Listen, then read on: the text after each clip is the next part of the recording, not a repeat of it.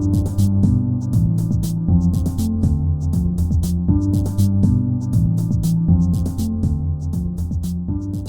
hello and welcome to Cinema Eclectica, part of the Geek Show podcast network. We are the Geek Show's dedicated movie podcast. I'm Graham, and this week I've been joined by Rob. And this isn't related to anything Eclectica, but for some reason YouTube's recommended me Jaws-ercise, and I don't know what to do with anything in my life anymore.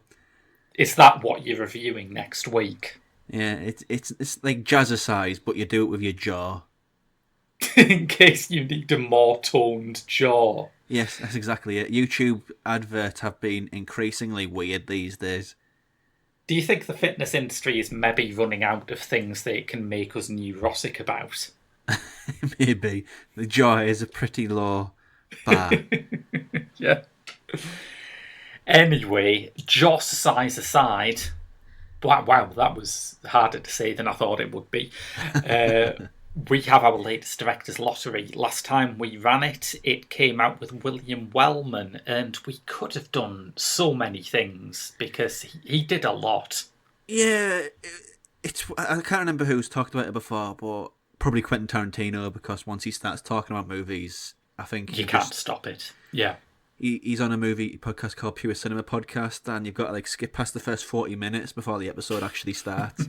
It's terrible. But I think he said there's a class of directors of his generation where they were just journeymen. Yeah. And they were never respected as the sort of the great directors that they were. There's other ones too, but William Wellman is a big one. There's a man who doesn't need Jaws-ercise, Tarantino. Oh no, he's patient zero.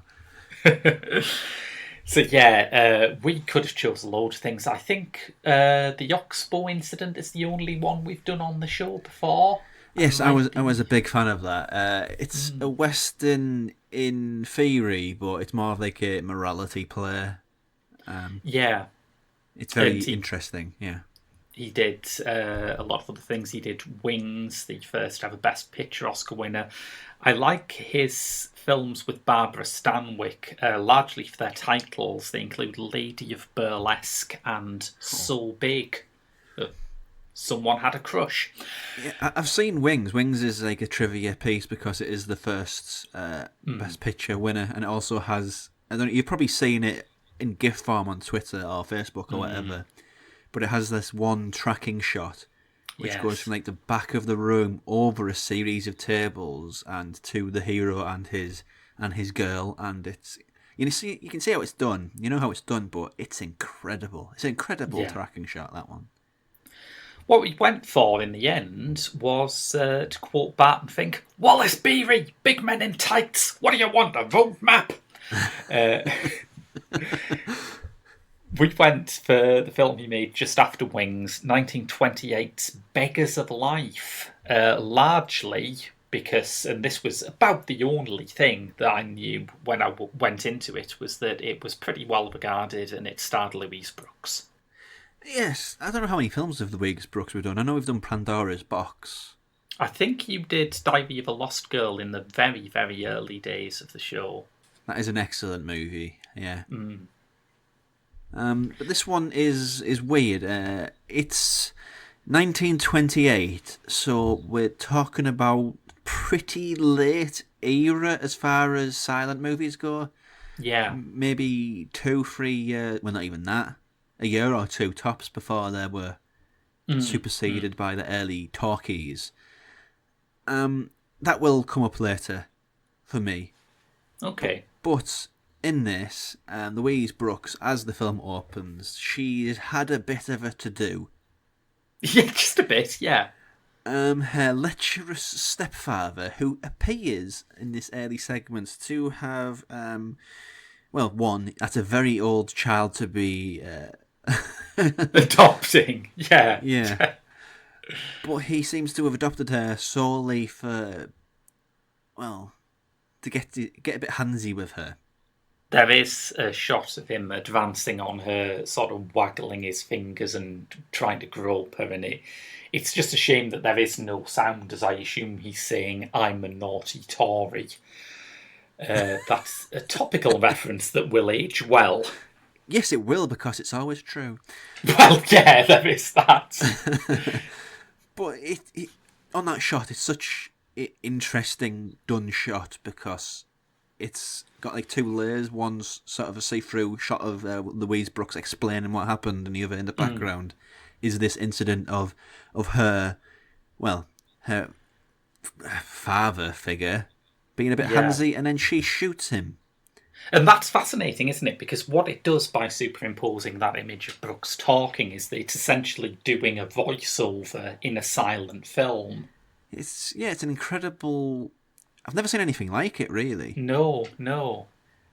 But that's one of the things I like about silent movies, I think, because they have to be so much more inventive with how they tell a story. That you see things like, I mean, that's, for my money, it's the most inventive era of cinema history. But I digress. From that point, for some reason, I can't remember, a renegade, a rogue, a beggar walks in and sees this scene. He walks in just because he's seen someone at the table with some breakfast, and he goes in to ask if he can have some breakfast. And as he gets closer and closer, he sees that the man is, I mean, for a movie in 1928, really quite shockingly bloodied. Yeah. It's an odd scene, but it's not about the scene, it's about what it kickstarts. I think this sort of movie would effectively be going on to be called a Lovers on the Run style movie. Yeah, I was going to bring this up because this is my favourite movie subgenre, and I was delighted when it turned into a Lovers on the Run movie. I mean, the sort of lovers. I mean, it's become sort of lovers. Yeah. But it's basically a movie where they run away from the law, which is chasing them down, and head to Canada. A lot of it takes place in the train system. And that's about it, really. I mean, it's mostly a Louise Brooks movie, and I will have to give major credit to her, because she does a lot of her own stunt work here. Yeah, and boy, is there some stunt work. Lots of jumping off and on trains, and fair play to her. I don't think I'd have done that at any age. Never, no. I think also the thing with Brooks is that she still feels like she has such a modern presence. I mean, this film is nearly 100 years old. And often with silent cinema, you can feel a barrier between yourself and the emotion, whether it's because the film is damaged or because the film is projected at an odd speed or whether it just looks old. But there is still something so fresh and so lively in her close-ups and her reaction shots that feels really modern and naturalistic in a way that screen acting wouldn't be again until the 50s.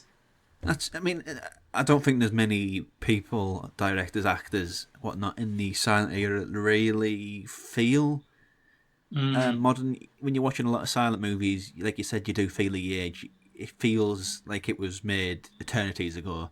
But there's a small smattering where that facade is sort of broken. I think Fritz Lang is pretty good at breaking that wall. Yeah. There's probably a few others, but Louise Brooks is incredible. I think a part of that is, as well, is her look. When you think about, I don't mean what she looks like as physical attractiveness or whatnot. It's more of a sense of style. Yeah. Really, when you talk about female leads in silent movies, it's much of a muchness, let's be fair. Yeah, you think of a certain kind of Mary Pickford-y, Jean Harlow-y kind of a look. And she has this style which is very much, when you see people who are in love with their 60s and making their own clothes and going to fairs and whatnot and have this sort of retro aesthetic to them. I mean, people in general like... Yeah. They have this look which is very Louise Brooks. Yeah. Which makes her feel like a very timeless person in cinema. And she's also incredible because she was she went on to be a activist for women's rights in cinema, which just makes her great. But it's a performance, a genuine performance.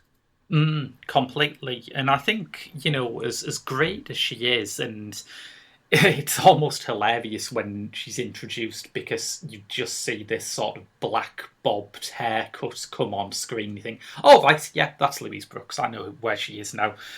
But I think she's she's matched by the rest of the cast. I think it's a fantastic cast. You've got as the vagrant who she goes on the run with Richard Arlen, who gives a really great performance.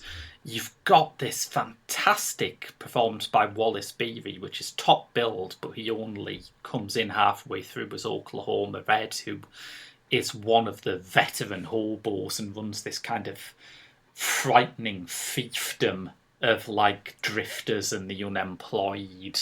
He's almost kind of like a gang boss, but he doesn't really have anything financial to protect. He's just a big guy and people do what he says. Yeah, I mean, there's a weird scene in it where Oklahoma Red says, "If I'm in a gang, I'm going to be leading the gang, and if there's a gal, that's the word he uses. If there's a gal in this gang, that gal is mine." And then who she's with sort of says no, and then there's a pop-up sort of court case, which is really weird. It includes the line, "Furthermore, quit scratching yourself in front of the court." Yeah, I mean, it kind of... One of the things that I've said a few occasions, I mean, there was a John Waters movie which I thought was undone by the fact that it had a court case. It just kind of was great, and then court case, boom, stop there. Yeah. It's weird to see that that's not always the case, because this is just... It's utterly eccentric in every way, this thing. It's part of a dead style of cinema, really, where it's about hobo cinema. Yeah. I can't remember the last time it was done, really, but this sort of idea of this under-society, of colourful characters, of ways that you do things. The Oklahoma Red character, for example, he's not the sort of character that you'd really get outside the subgenre. Yeah. And it's quite odd, too, because you associate that subgenre more than anything with the Great Depression. But this is, as we say, a 1928 film. The Wall Street crash happens next year, and part of the fascination of watching it now is thinking, God, if you think you've got it bad now, wait till you see what's around the corner. But I think I've got to sort of loop around to what I was talking earlier with the talkies. Yeah. Generally speaking, I mean, if you've not seen a silent movie, but if you listen to this podcast, that's not likely to be you. But let's just assume that you haven't watched a silent movie before. Dialogue tends to be minimal. Yeah. When there's a case of just like a few words, they won't put it into title, and they just assume that you know what was being said. Yeah. And carry on with it. It's only in the big moments where there's a lot of dialogue, a lot of information to be put across, so that they'll put on a big in it title. But this one, incredible amount of dialogue. It doesn't feel like a silent movie. It feels like... It just feels odd. I mean, the fact that it's got there's a version of this movie which has... it's lost for all intents and purposes. I think there's a colorized version, and there's one with like a dubbed audio track. Yeah. The dubbed audio track makes a lot of sense because the way it plays, it's a very dialogue-heavy silent movie. Yeah. When usually when you think about a silent movie, it's a very visual, experimental type of cinema. I mean, it's that too, but that dialogue is very rich and constant for a style which doesn't really suit it, to be honest. Well, it's strange because it normally bothers me more, to be honest, when you have these silent movies and there are just sort of endless scenes of people flapping their mouths like goldfish. But I didn't get it here, and I think the fundamental reason is that I found the story engaging enough that I almost felt like I could hear them talk. I felt so absorbed in it. Yeah, I mean, that's fair. It's just, it's a contrast between what the genre is and this sort of thing. Yeah. If you get me. I mean, I'm fine with it. I'm absolutely fine with it, but it just took a little bit to get used to because it's not what I expect from a silent movie. Yeah. But visually speaking, it is also very good. Visually speaking, I know George Miller has talked about The General as a big influence on Mad Max Fury Road. Did the ending of this movie make you think he might have watched this as well? Yeah, I mean, he has a weird taste in movies, He does. and he did do the movie with Happy Feet with the penguins as well. So he's an odd duck, is George Miller. Got broad taste, but yes, that final act of this, where it has some really spectacular train stunts, did make me think of the ending of Mad Max Fury Road quite a bit.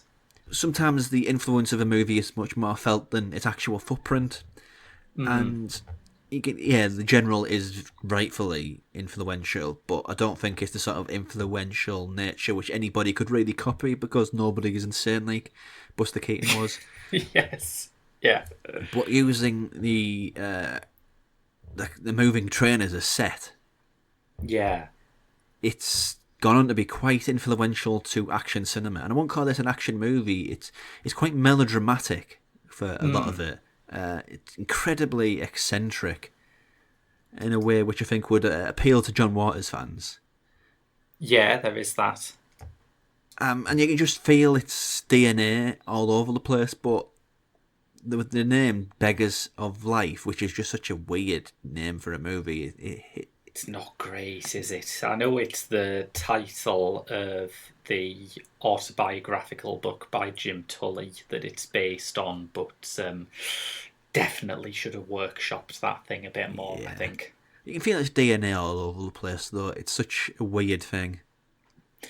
It is, and I mean, I can imagine some people would be kind of resistant to it because parts of it do look so kind of broad and cliched now. But I genuinely felt that joy of going through it and thinking, "Oh, that's where that came from. Oh, that's what that was a reference to." Which you do occasionally with silent movies. You see things at their very origin point. Yeah, it's one of the compelling things about the era, I think, for me. Yeah, and I've got to admit, I really loved this. I mean, I think part of it is that I came into it with absolutely no expectations. I knew they had Louise Brooks in, so at least one thing in it's going to work. But I'm not a huge fan of Pandora's Box. I don't think that's... Yeah, it's not Yeah. it's her most famous movie by far, but it didn't chime with me. No, me neither. So, it could still have gone wrong. I certainly didn't know that it was a Lovers on the Run movie, which, as I say, is a genre that I'm completely obsessed with.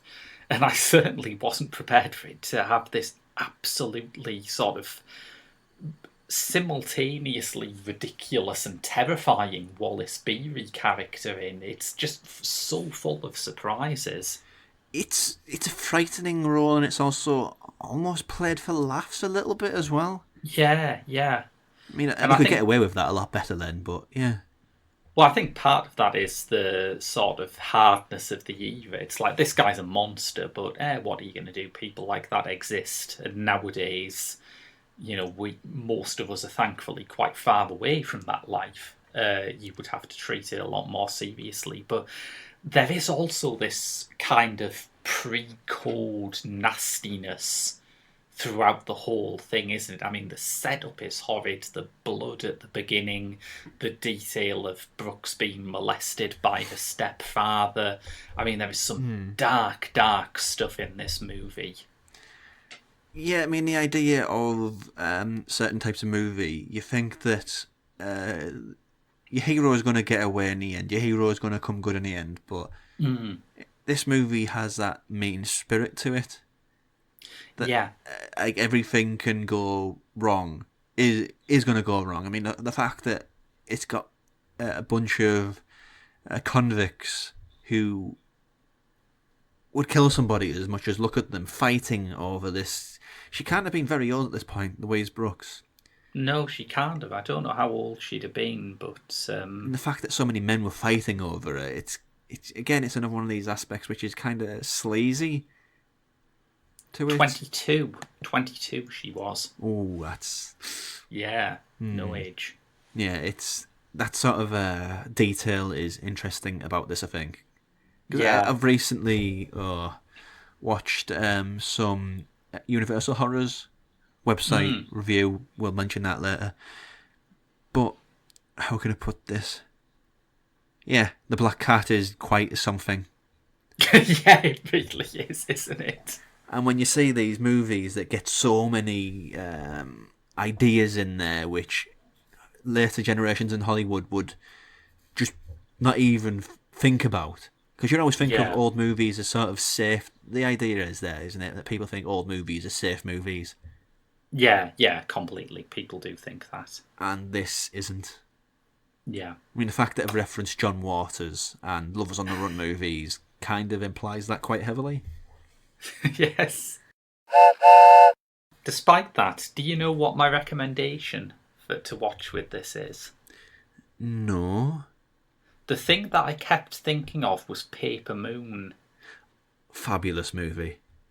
A wonderful film, and I mean tonally, Paper Moon. It has a sort of sadness underpinning it, but it's much gentler than this.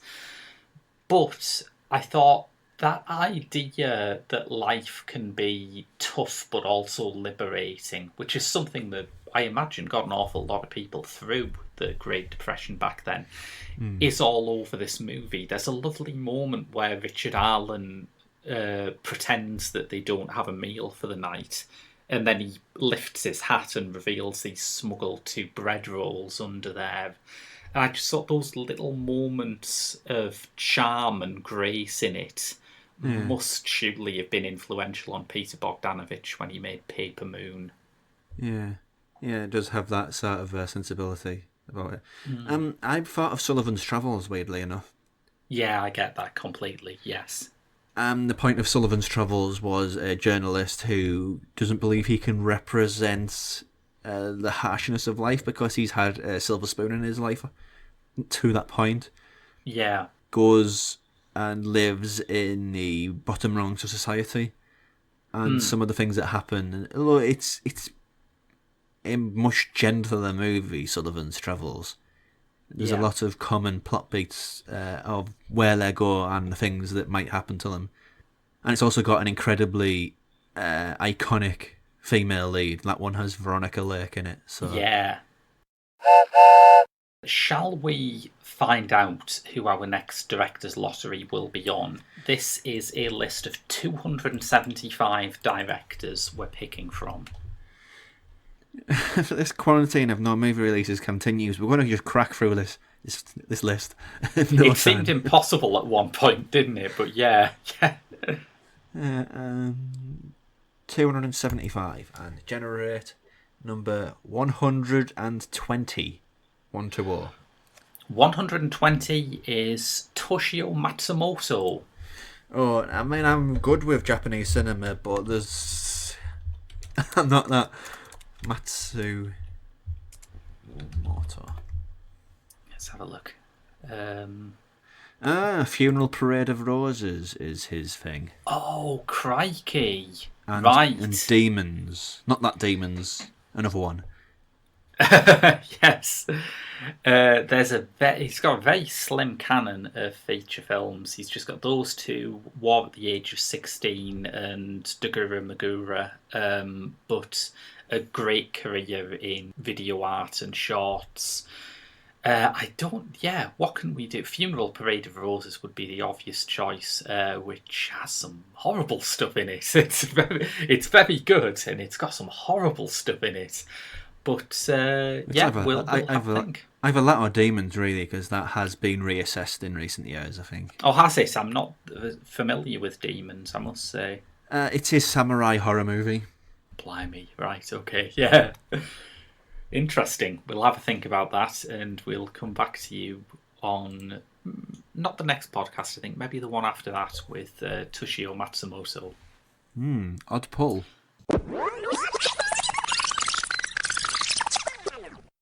I'm Dylan Horrocks, a cartoonist from New Zealand, and you're listening to The Geek Show. Hey, Rob. Yes? Do you want to help us keep recording these podcasts? Well, yeah, but I'm not going to pay your internet bill, am I? I mean, you don't have to go that far, but you can pay us for exclusive Patreon backer rewards at our Patreon at www.patreon.com/The Geek Show. That's our parent network. You can find us on Instagram, Facebook, and Twitter at TGS_The Geek Show. Or if you want to do something really absolutely bog standard, basic, simple, but still worthwhile, that'll help us out, you could write a review wherever you get your podcasts. Acast, Podbean, iTunes, anywhere. It does help us with visibility and helps us keep going. It does indeed. Or you can just share us on social media. Share us with your film friends. See, that's so easy that I always forget to put it in. But yeah, you can do that. Or you can say this podcast is terrible and their opinions are garbage, but still promote us. But as long as you promote us, that's the important part of the social media agreement. Yeah, that's quote-unquote engagement. Exactly. Perplexed by the pompous, ponderous piffle purveyed by normal art critics? Well, you've come to the right place, because we're not normal. We take a not-so-serious look at the serious worlds of art and literature. Join Sarah, Andrew, Rob and Graham for a piffle-free journey through the cultural landscape of the 21st century. Literary loitering. Because you can't make a cultural omelette without smashing a few eggheads. Yeah, I've been completely bamboozled by the website because I'm going through all of it and just making it all look like the same. Yeah, well, I'm top job. I'm going back to Article 7 years ago and it's really bewildering. And I can't help but edit them and it's making the task take even longer. Yes, control your perfectionism. When you read earlier stuff, it's like, this is just bad. I've got to fix this. But you can't edit the past, Rob. It's like, this is one of the only two ways in which we can learn about history. There's like bad articles that you're embarrassed by and statues of racists. They're the only sources of information you're allowed. Fair play. I'll leave them be. I'll actually get it done this year if I leave them be. Yes, if you do, go over to our website. You can see some of our written reviews for films that we do not do on the podcast, including my review of Cult Film's latest release of Michelangelo Antonioni's debut story of a love affair. Yes, and some point between this show, next show, and whenever I am burnt out by Gamera, which... I will say this, in the first movie, they have a plot beat where a child becomes he thinks he's best friends with Gamera, and then they shoot him off into space. That's at least movie 7. Yes! In any other franchise. So whether that relates to how quickly I get fatigued by this and have to write a review, who knows? Yes, we've also got a written review coming up from Mark Cunliffe of the new second run, Tenderness, which I'm looking forward to seeing. I'm not entirely sure when that'll be out, but it's in the pipeline. Yes. The review, not film. The film is out now. Yeah, well, it is, yes. But for now, we have a question of the week. And, you know, we had Brian Blessed last week. We've got Wallace Beery this week. There's a bit of a trend, right? I mean, I would say this, but isn't Brian Blessed an awful actor? His entire acting career is he shouts. I mean, from one perspective, yes. From another perspective, what if he's the only actor? What if everyone else is doing it wrong? Well, I can't. I just can't. So yes, our question of the week was, what's your favourite big performance? And we gave people leeway to interpret the word big any way they wanted, which is why a lot of people will say, you know, does such and such count? Bao Bai, for example, says, and this is a question where the answer is an immediate yes. Does Nicolas Cage count? It's made for him. Yeah! Who else would we be thinking of when we ask this question? But yeah, does Nicolas Cage count? Because I love him. He never holds back and I appreciate it immensely. And then that gif of him as the priest in Face Off, which is astonishing. Well, you could pick anything, really. There's Vampire's Kiss. There's Mandy, which he's crying in his underwear while drinking vodka. There is, of course, Werner Herzog's Bad Lieutenant, in which he asks if someone can be shot a second time because his soul is still dancing. Yeah, that's brilliant. He's the gift that gives quite a lot. The thing is, I often sort of sneered at Nicolas Cage a bit until I realised his thing is that he gives everything he's got to every single role. And sometimes that looks ridiculous because sometimes he has roles which a more sensible actor would just go on autopilot for and pick up the paycheck. But aren't we all richer for him not doing that? I mean, you can define the roles where the director said, okay, Nick, don't do it like that. That's ridiculous. Yes. Way too big. And the directors that were just intimidated by him. And it seems like more directors are intimidated by his fullness. Yes. I think part of the problem too is that often he does kind of action movies where the setup is Nicolas Cage is just an ordinary working guy. And you think, hang on, I'm going to have to stop you there because he's not. Yeah, I mean, when it comes to Nicolas Cage, I know this isn't the answer, but there's a scene in one of his most recent action movies, I can't remember what it was called, where he becomes in debt to a secret society that when somebody escapes justice, they'll get justice for them. Oh, yeah. I can't remember the name of the movie, but there's a bit in it where he properly punches a student. He's a teacher. He properly thumps him in the face and then says he deserved it. And it's like, oh, Nick. Place in my heart forever after that. Oliver Lewis replies with simply a gif of one of the most prestigious big performances of our era. It is a gif of Daniel Day-Lewis yelling at Paul Dano about Milkshake in There Will Be Blood. I've yet to see that. I don't know why I've missed it for so long, but yeah. So, hang on, if you come in and you're doing exactly the same Daniel Plainview impersonation that I spent all of 2008 doing, that's what's happened. I don't know. Have we got any other answers? My son and my business partner, H.W. Plainview. Sorry, just got lost there. He's an odd duck. He's an odd guy. David Woodgo likely says, I want to say Mercedes McCambridge in The Exorcist. Does that count? Hell yes. Who was that? What's that character? Well, Mercedes McCambridge was the one who did the voice and the inappropriate bits, I guess you'd call it, for Linda Blair.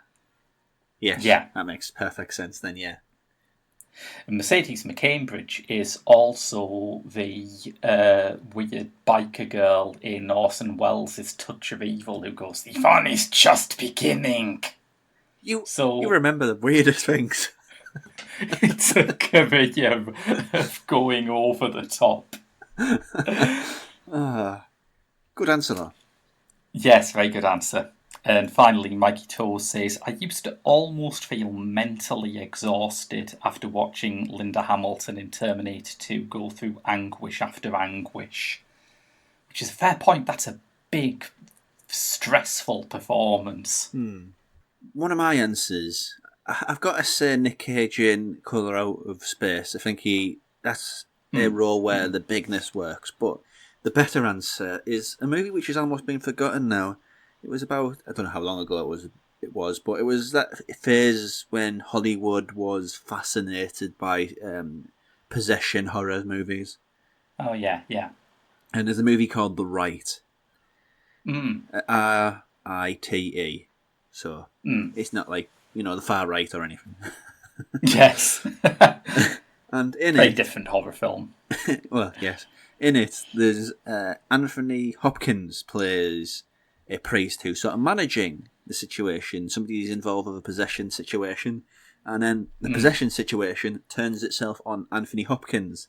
And it's like the director went, Anthony Hopkins, right, just go nuts. Do whatever you want, just go nuts. And one of the few people on the planet that you never say that to is Anthony Hopkins. Yes. And it's beautiful. It's awful. It's an awful movie, don't get me wrong. But just seeing an untethered Hopkins is beautiful.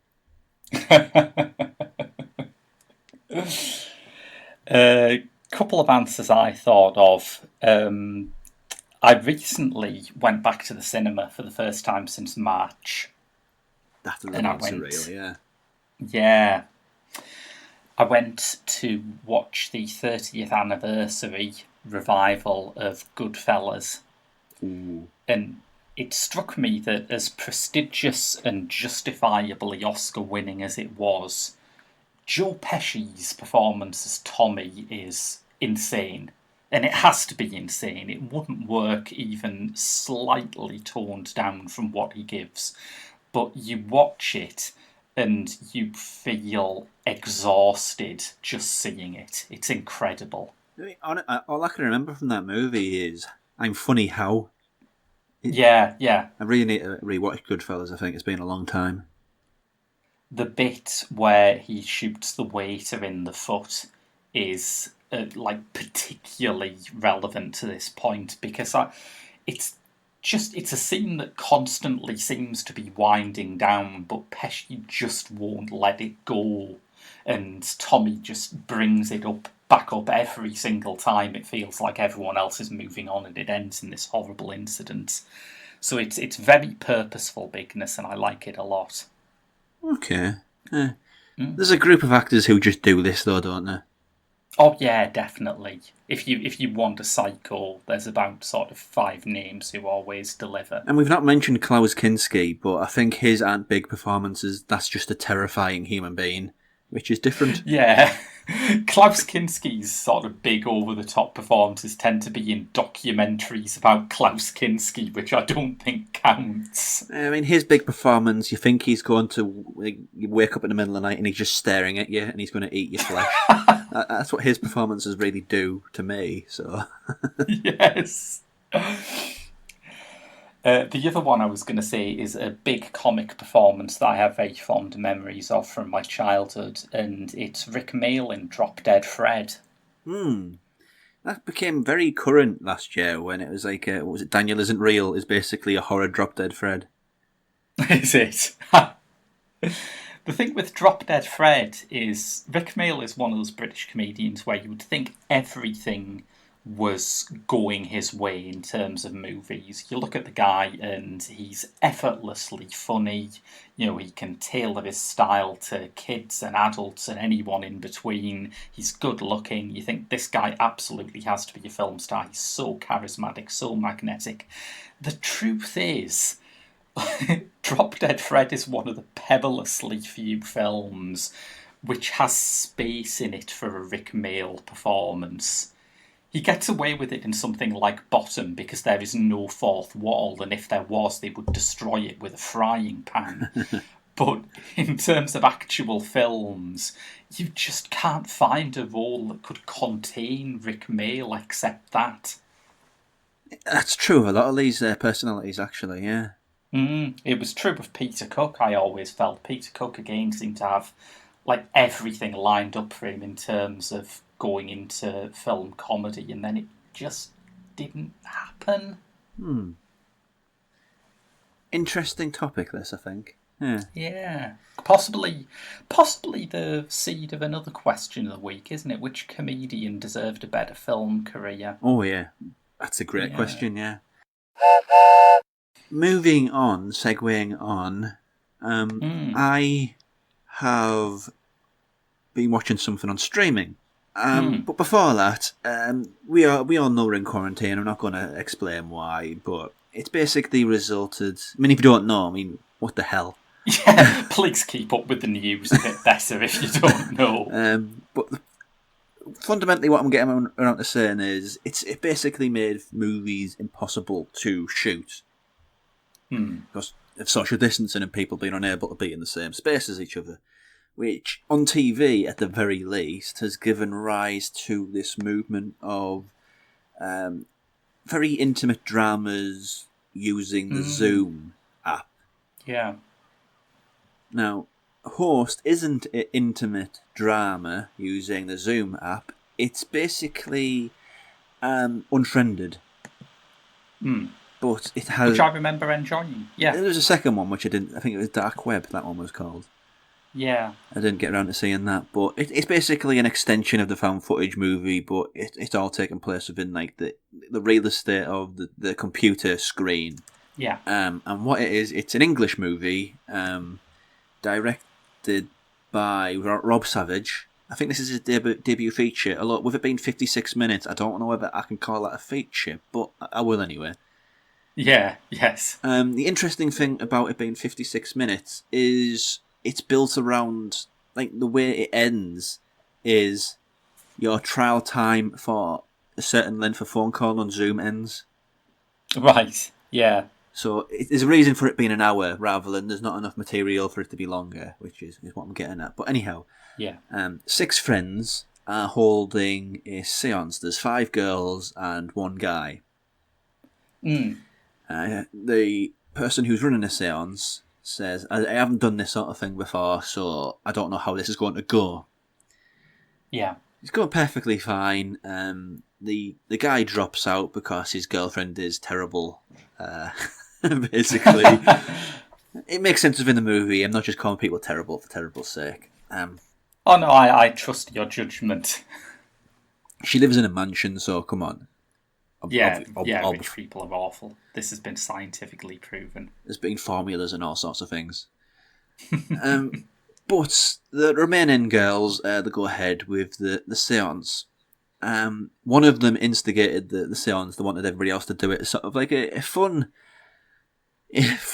lockdown game, basically, which Yep. isn't that a thing? It seems unlikely to end that way, but keep going. And one of them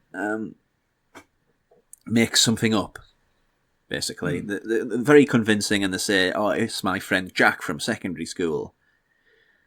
The person who runs the seance drops out. Yeah.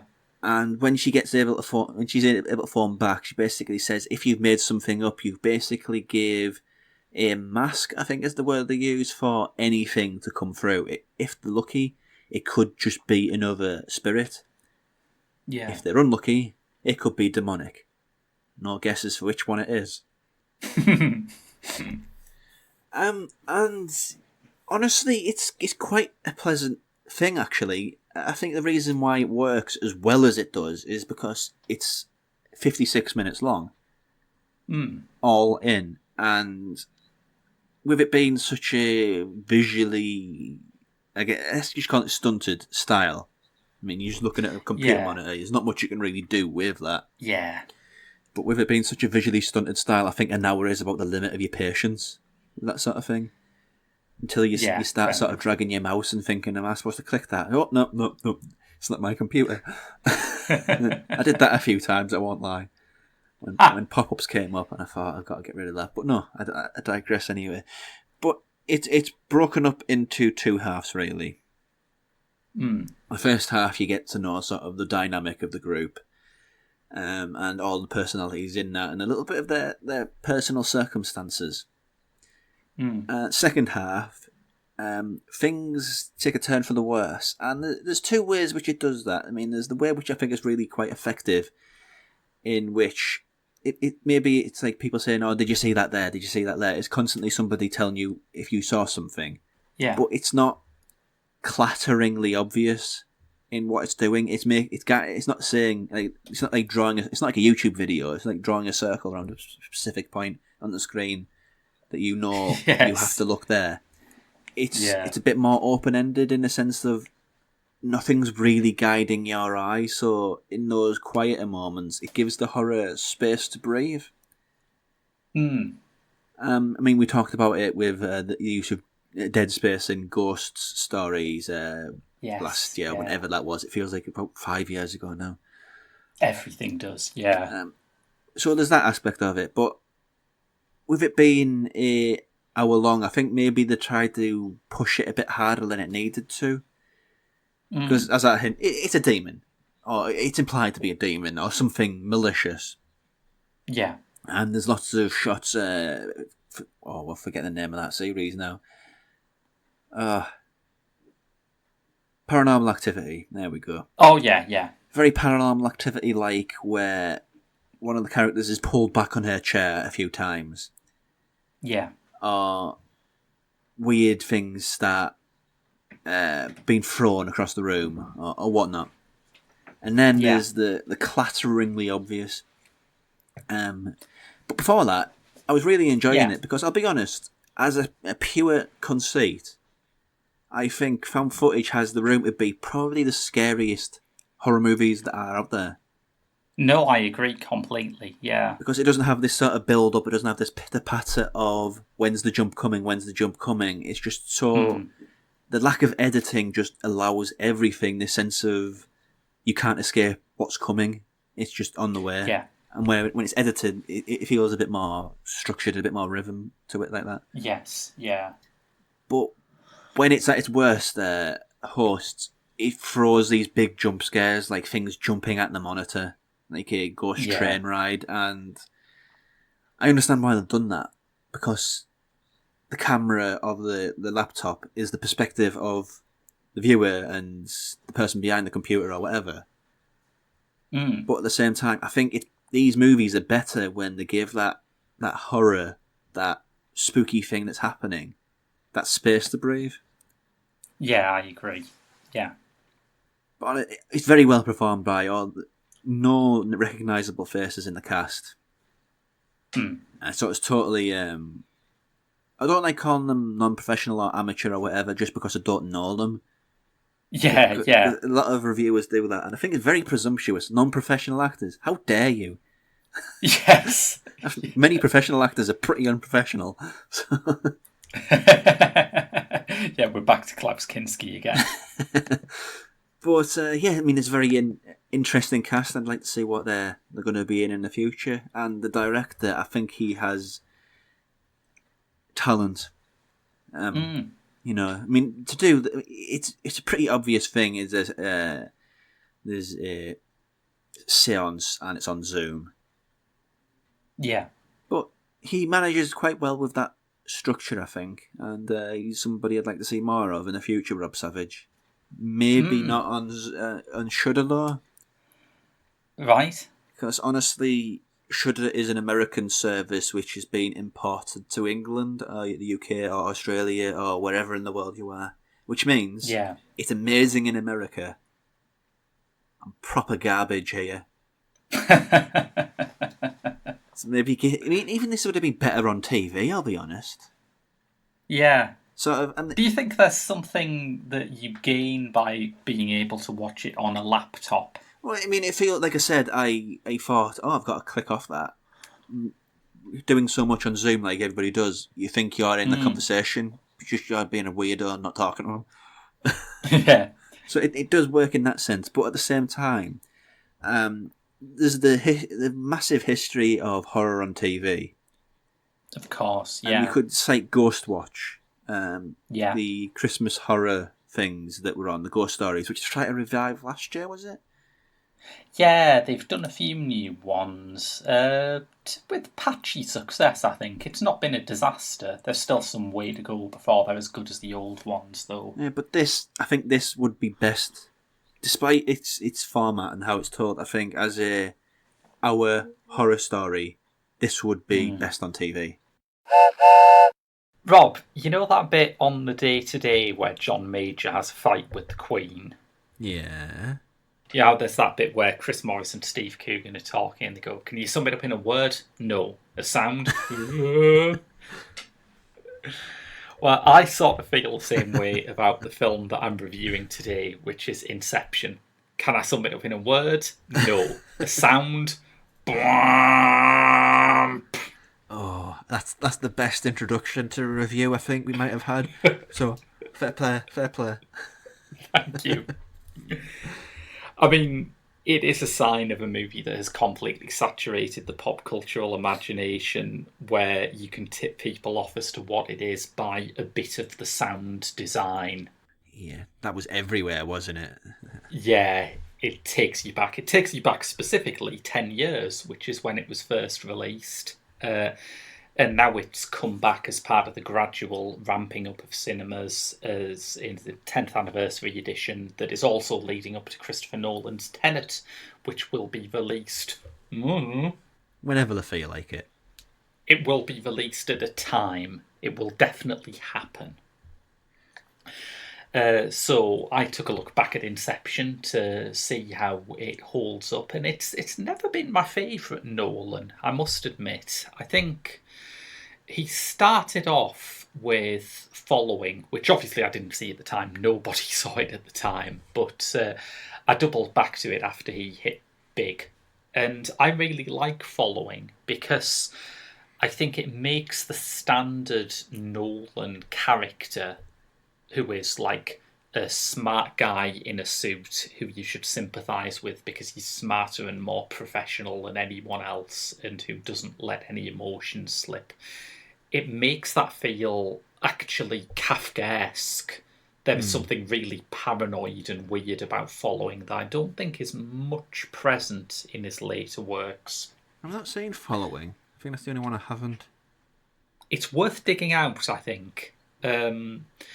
Not least because Following has a lead character called Cobb. Shortly afterwards, he wrote a screenplay which he realised would maybe be best put on the back burner until he had the money to do it justice. And when it came out, he called the hero of that Cobb as well, because as a kind of a homage.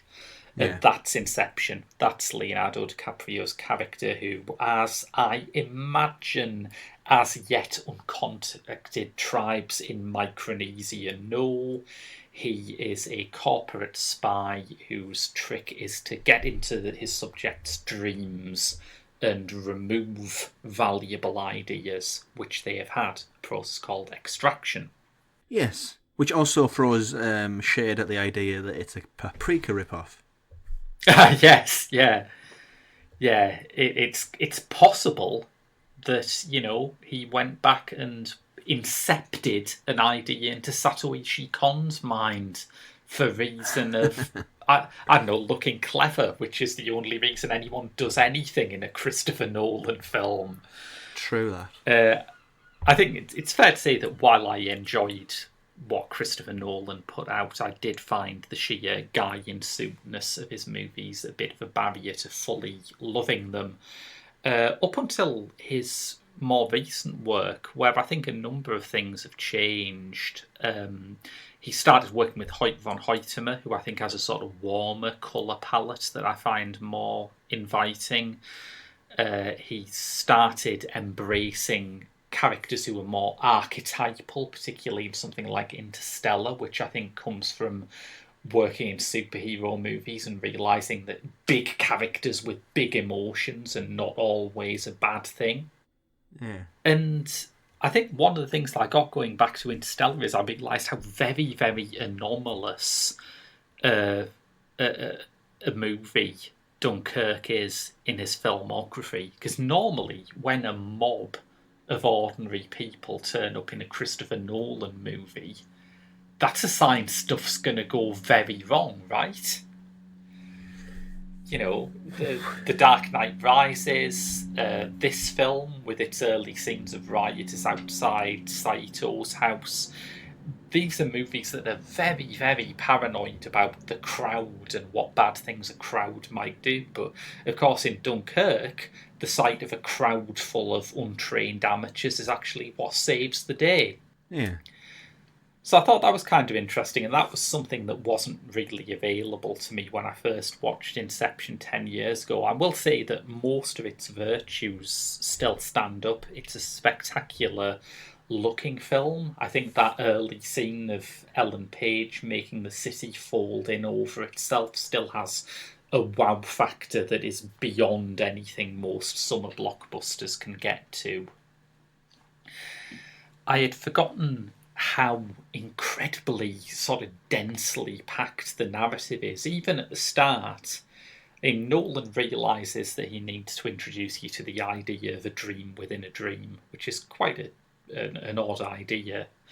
So he begins with just this barrage of different layers of reality and stories within stories, and jumps in time and jumps in reality and jumps in location. And it's for the opening 10 minutes of a blockbuster, it's dizzying stuff. And I think even his harshest critic would have to acknowledge that nobody else right now is crediting a mainstream audience with as much intelligence as he habitually does.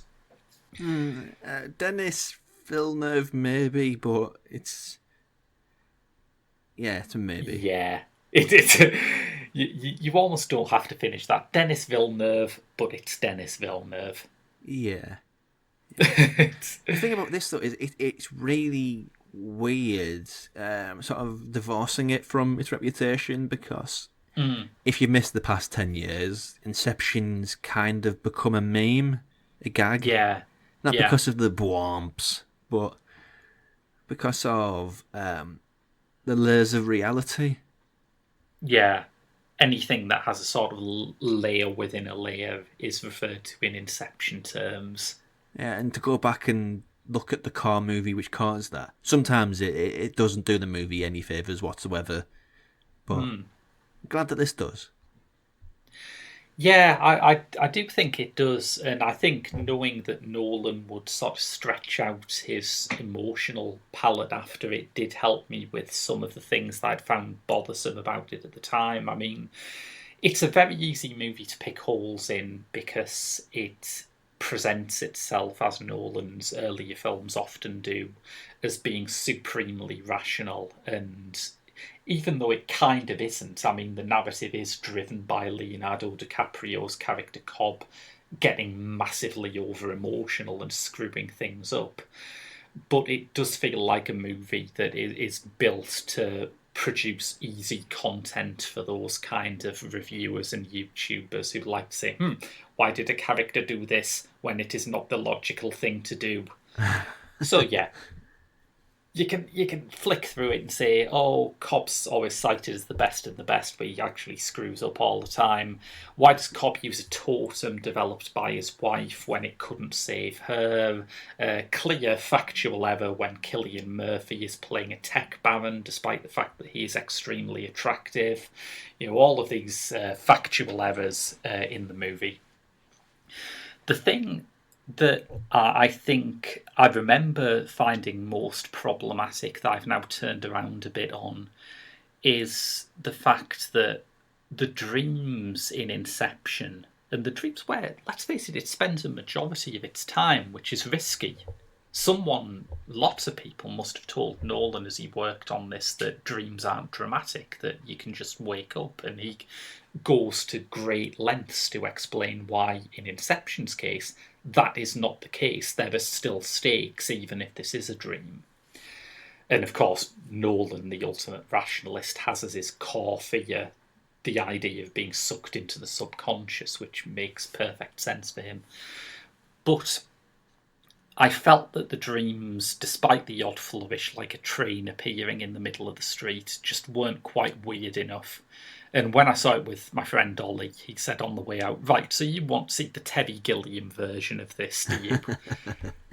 And immediately I sort of thought, okay, two things. One, yeah, I really do. Good to say, yeah. Yeah. And two, I completely understand why a studio would not spend $200 million on that.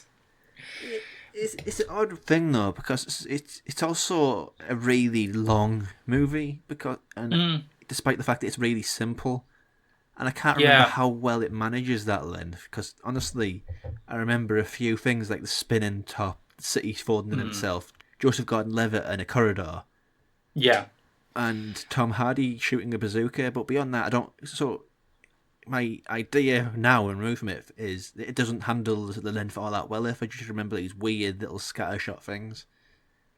Before we go on, round of applause to Tom Hardy. I mean, he was on people's radar before this with stuff like Bronson and Stewart of Life Backwards, but if you want the moment where he became a movie star, it's that bazooka, isn't it?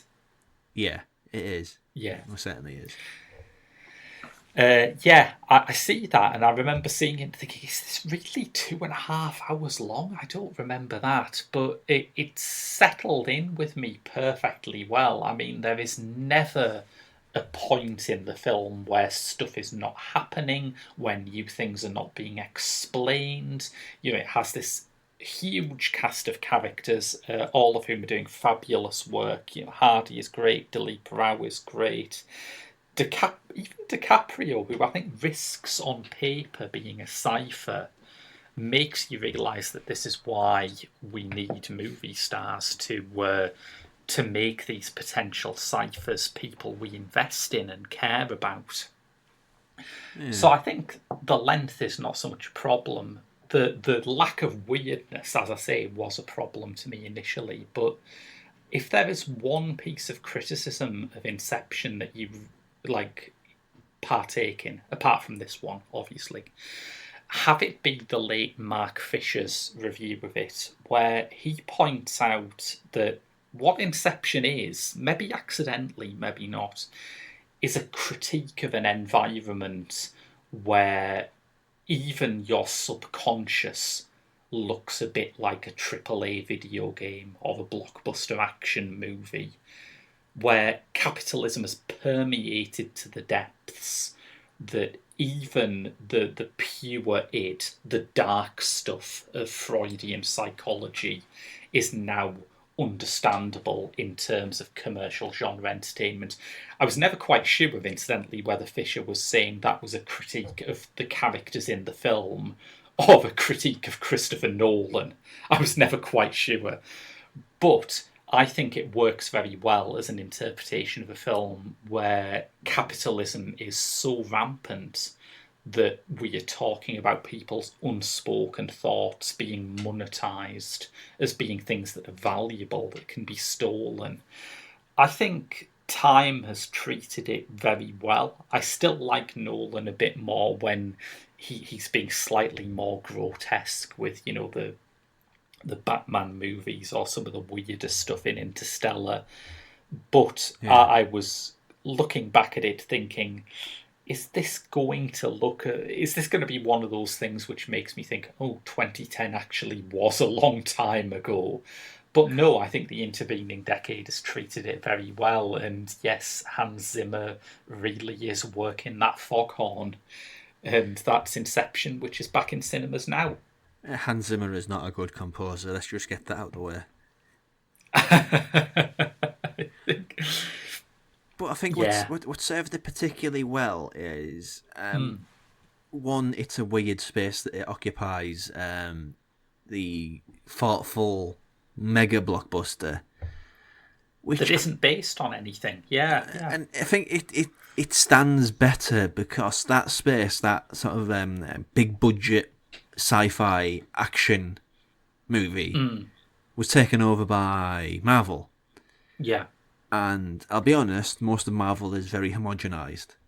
Visually and conceptually, there's maybe 2 or 3 which really stretch the boat out. Push the boat out. Doctor Strange being all of them, basically. But because that space was taken over by something so uniform, something which isn't, feels fresher, I think. Yeah. And I think also the fact that he is a big blockbuster which was sold primarily on its director. I realise it's got Leonardo DiCaprio in. I realise he sells the odd ticket. You know, he's quite popular these days. The cast is amazing as well. Yeah, it's a fantastic cast. But the main brand of it, if you want to put it in such a reductive term, is... You know, this is the latest mind bender from the guy who brought you The Dark Knight. And that feels rarer than it should be, in my opinion. Was it after Dark Knight? History's been weird. Yeah. I realise we are living in a sick parallel universe where things that happened in the past aren't always nailed down. But it was the first thing he did after The Dark Knight. That's probably how he was allowed to do it, to be honest, wasn't it? He proved himself with like one of the biggest successes at that time, you know. Yeah, and I think I remember I was expecting it to be something on the level of The Prestige, which I do like, but The Prestige was a more understandable thing that, all right, he's just done this big blockbuster based on a comic book. He's going to step off and do something kind of small and personal. And the fact that he managed to make his next quote-unquote small personal film into a massive blockbuster hit with loads of action and effects, I think that shows a staggering level of ambition. And Tenet looks like it's that version of Christopher Nolan again, with the way that time Totally. works in that movie. At least from what I've seen on the trailers. We'll find out soonish. This year, we'll find out this year. Maybe. So that's Cinema Eclectica for this week. Next week, we're thinking of a streaming special. There's been a fair bit of good streaming stuff coming out. I've done something which, well, I won't spoil it, but I think people will react by saying it's pretty Graham. It's pretty me. But yeah, lots to choose from. That's your lot for us for this week, though. Until then, I've been Graham. And I have been Rob. And remember to do your weekly jaw exercise. See you next week.